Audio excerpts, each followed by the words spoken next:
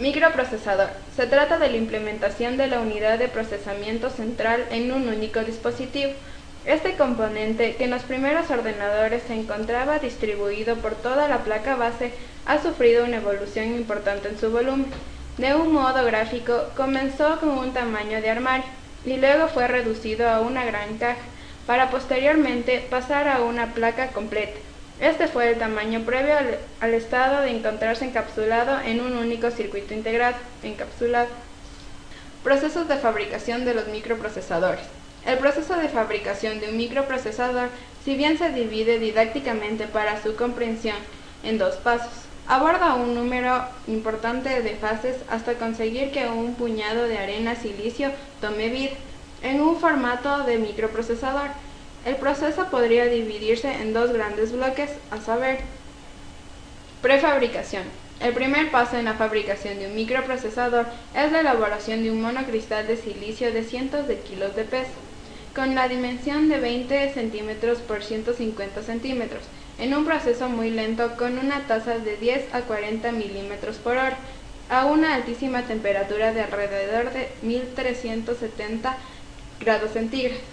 Una segunda fase del proceso de fabricación es el rectificado de la superficie y el corte de sus extremos hasta llegar a conseguir un cilindro perfecto, que se rebanará, como si de pan de molde se tratase, formando obleas, mediante una sierra de diamante.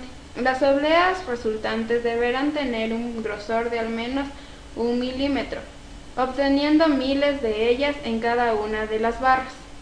Posteriormente, las obleas son pulidas hasta obtener unos acabados espectaculares y recubiertos con una primera capa aislante de óxido de silicio por un proceso de deposición de vapor. Fotolitografía. Se realiza la deposición de una película de material fotosensible para luego proyectarse sobre esta la primera máscara.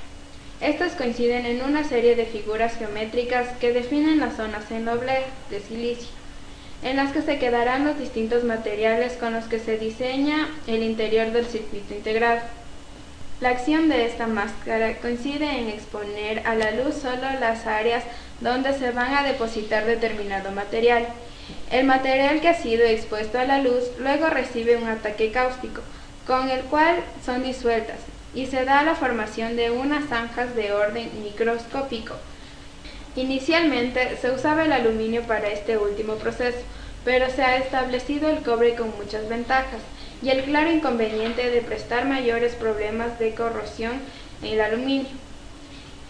El siguiente paso son las pruebas y el corte, donde se marcan las unidades malas y se cortan los distintos microchips que hay en una oblea, por medio de láser o diamante. Finalmente, los microchips son encapsulados y probados en velocidad y temperatura. Características de un microprocesador. Existe una serie de indicadores claros que ayudan a establecer las características de cualquier microprocesador.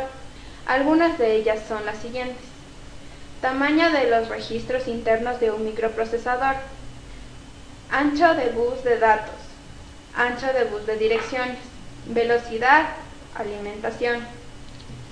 Las tres primeras resultan obvias y no requieren explicación. No obstante, cabe analizar las dos restantes, a saber: velocidad. No existe un estándar para llevar a cabo su medición, ya que hay variedad de parámetros que podrían ser relacionados con la velocidad.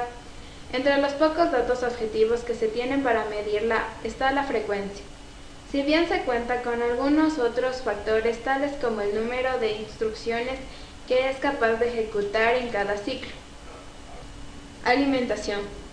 En lo referente a la tensión, resulta necesario realizar algunas consideraciones generales sobre el producto tensión por intensidad, es decir, la potencia consumida. El microprocesador es el elemento que más consume de los que están ubicados en la placa base.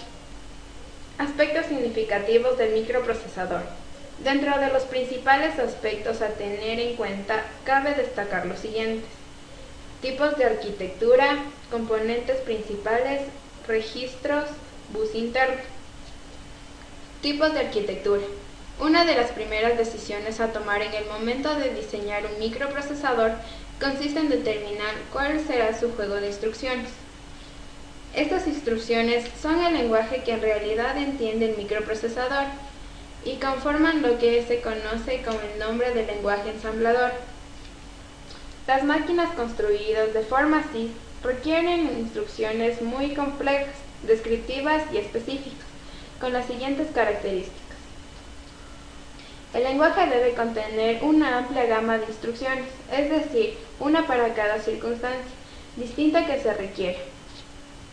Son instrucciones de naturaleza compleja y por lo tanto de lenta ejecución. Los circuitos internos del microprocesador también son complejos. Para la realización de un trabajo específico se requieren muy pocas instrucciones, ya que según esta filosofía, siempre que hay una que resuelve el problema específico. Las máquinas construidas bajo la arquitectura RISC son el enfoque opuesto. Este tipo de diseño requiere instrucciones muy simples, que deben ser escogidas cuidadosamente, ya que cualquier operación debe poder ser expresada como una secuencia de este reducido número de instrucciones. Las características son justamente opuestas a las anteriores. El lenguaje consta de un conjunto pequeño de instrucciones. Las instrucciones son tan simples que se ejecutan de forma realmente rápida. Los circuitos internos son mucho más simples que en los microprocesadores diseñados de forma CISC. Para la realización de cualquier operación se requieren varias instrucciones elementales. Componentes principales. De forma esquemática y muy simple se pueden aseverar que un microprocesador está compuesto de 5 elementos internos: memoria, unidad aritmética lógica, unidad de control, bus interno y conexiones con el exterior. Registros. Para que un microprocesador pueda funcionar, requiere de ciertas áreas de almacenamiento, denominadas registros, de capacidades demasiado pequeñas, si se comparan con la memoria del sistema, pero de una gran rapidez, llegando a ser hasta 10 veces más veloces que la memoria principal. Se organizan en 4 grupos y reciben nombres especiales. Registros de uso general. En este grupo hay 4 registros denominados AX, BX, CX y DX, que tienen asignados usos particulares, pero pueden ser utilizados a voluntad del programador del sistema. Registros de segmento. El microprocesador cuenta con 4 registros, que se pueden utilizar para contener las direcciones iniciales de los segmentos en los que se puede dividir una memoria. Registros de puntero. Básicamente son 5 registros que están destinados a contener direcciones. Estas direcciones son de desplazamiento dentro de cada uno de los segmentos indicados por el registro de segmento. Registro de estado. Existe un registro especial denominado de estado o banderas, en el que 9 de los 18 bits actúan como indicadores del estado del microprocesador y del resultado de determinadas operaciones. A continuación, la tabla de flags, en donde se representa el bit, el indicativo y el uso.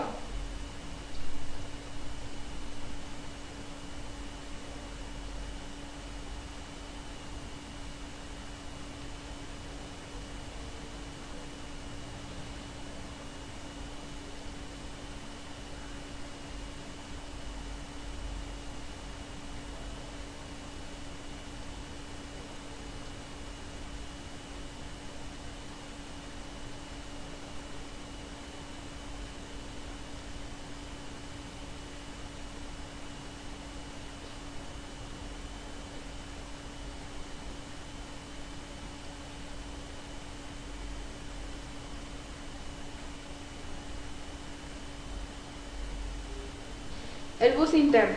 Los diferentes elementos que componen el interior de un microprocesador están interconectados de forma muy compleja, de forma que la imagen de la figura es solo una simplificación conceptual. En realidad existen varios buses principales, cuya anchura, que es de 2 a 4 veces la del bus externo de los PCs, y mucho más secundarios. Bus del sistema. Este es el encargado de comunicar entre sí a todos los componentes del ordenador. El rendimiento y la capacidad del bus deben corresponder con la demanda del servicio de los componentes que en él se conectan, tales como la unidad de proceso o la memoria, entre otros. El bus está caracterizado por la longitud de la palabra de datos, el protocolo de árbitro y su velocidad de transferencia o ancho de banda. Reloj. El ordenador tiene un comportamiento síncrono que es regulado mediante el reloj, de tal forma que el procesamiento de los datos se realiza en base a una secuencia de operaciones ordenadas y organizadas en el tiempo. El sistema de reloj genera unos impulsos eléctricos que sincronizan las operaciones, es decir, marca el principio, la duración y el fin de cada una de las operaciones. La velocidad de reloj se mide en megahertz, que indica cuántos millones de impulsos se generan en un segundo.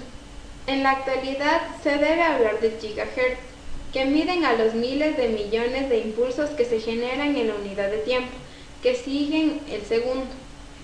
Unidad de memoria del sistema. Las memorias pueden clasificarse con diversos criterios: RAM, ROM, EEPROM, EEPROM.